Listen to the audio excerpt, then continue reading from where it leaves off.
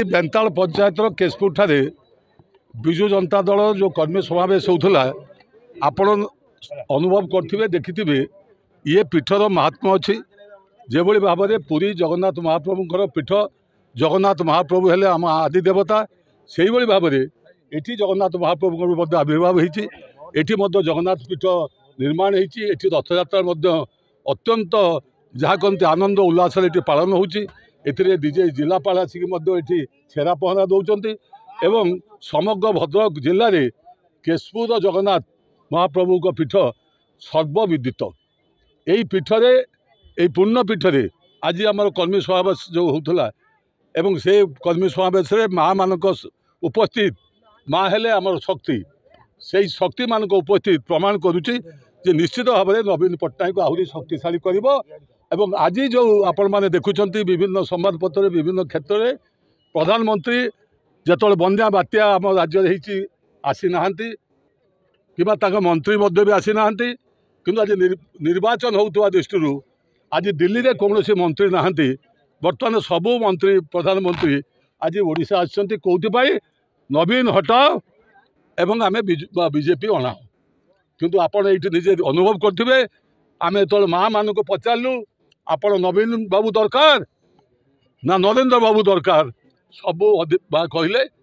आमर नवीन बाबू दरकार कहीं नवीन बाबू 2001 मसीह जो आरंभ कर आज पर्यंत आमर जो परिचय सृष्टि कर नूतन परिचय सृष्टि करमको जो स्वावलंबी कर आत्मनिर्भरशील कर आज आम समाज जो मुंड टेकी चलुचु से केवल संभव हो नवीन बाबू पाई तेणुक नवीन बाबू थिबा पर्यंत आम नवीन बाबू को छाड़बार नहीं तेणु आगामी दिन 2014 नवीन बाबू षष्ठ थर मुख्यमंत्री हवा निश्चित 2024 निश्चित भाव में माननीय नवीन बाबू मुख्यमंत्री हवा निश्चित। आगामी 1 तारीख 2024 जो साधारण निर्वाचन आज भद्रक ब्लॉक बेंताल ग्राम पंचायत ठारे प्रभु जगन्नाथ पीठ केशपुर ठारे निर्वाचनी सभा ए सभार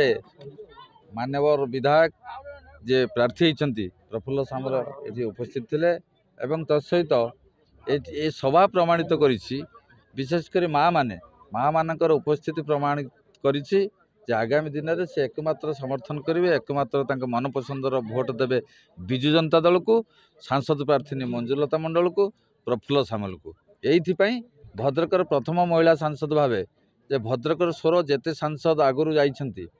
वर्तमान मध्य जे प्रतिद्वंदिता करुछन्ति से केबे भद्रकर स्वर उठे नथिले तत्सहित भद्रकर विकास भद्रक जिला करवा प्रफुल्ल बाबूंकर जो दक्षता जो दान